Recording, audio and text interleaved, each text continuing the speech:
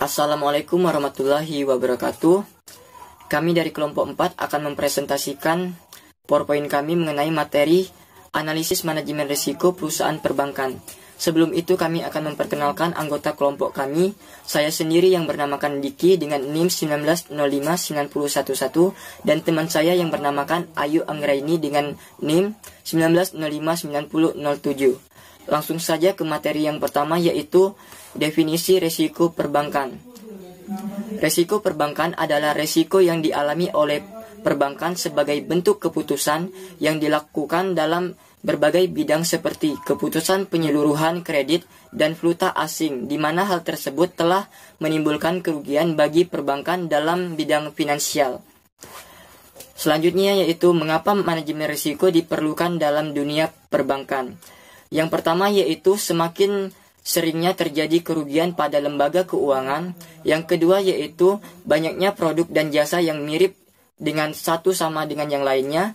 Yang ketiga yaitu perkembangan layanan dengan menggunakan teknologi sering berpengaruh pada sistem layanan. Selanjutnya yaitu macam-macam risiko pada perbankan. Yang pertama yaitu risiko kredit, kedua risiko operasional, ketiga risiko strategik, yang keempat yaitu risiko pasar, kelima risiko likuiditas, keenam risiko kepatuhan, dan ketujuh risiko hukum, dan terakhir risiko reputasi.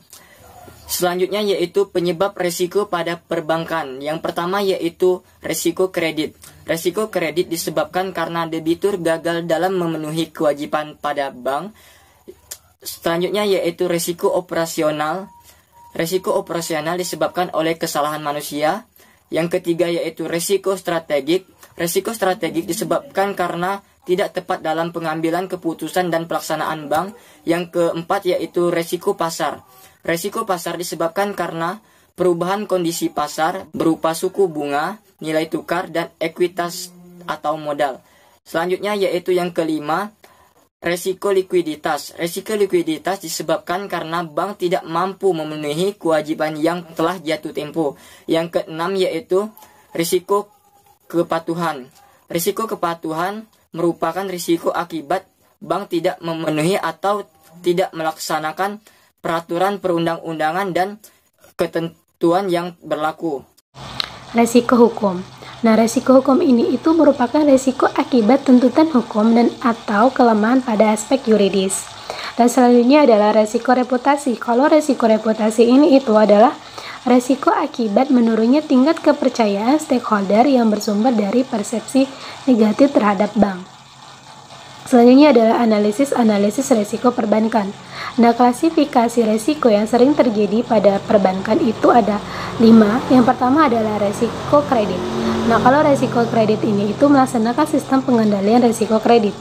Dan yang kedua adalah resiko pasar. Kalau resiko pasar ini melaksanakan perhitungan sesuai dengan peraturan Bank Indonesia. Contohnya adalah jenis dari resiko pasar ini yaitu suku bunga dan nilai ekuitas. Dan selanjutnya adalah resiko likuiditas. Kalau resiko likuiditas ini itu melaksanakan perhitungan pada struktur dana dan struktur pinjam berdasarkan pada jatuh tempo. Dan selanjutnya adalah resiko operasional. Kalau resiko operasional ini mempertahankan sistem kendali internal untuk memonitor seluruh kegiatan.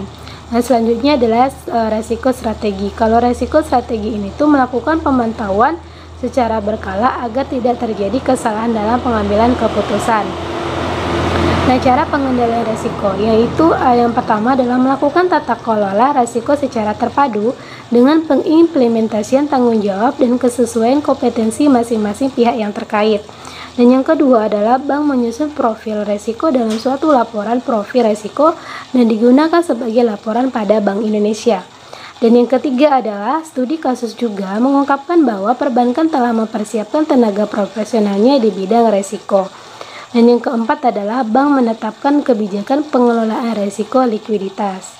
Nah, dampak risiko perbankan. Nah, sebagai dampak terjadinya risiko kerugian keuangan langsung, kerugian akibat risiko atau risk loss pada suatu bank dapat berdampak pada pemangku saham, karyawan, dan nasabah, serta berdampak pada juga ke perekonomian secara umum. Nah, pengaruh risk loss pada pemegang saham dan karyawan itu secara langsung. Sementara kalau pengaruh dampak pada resiko nasabah dan perekonomian itu tidak langsung. Dan sekianlah dari materi kami. Kami akhiri. Assalamualaikum warahmatullahi wabarakatuh.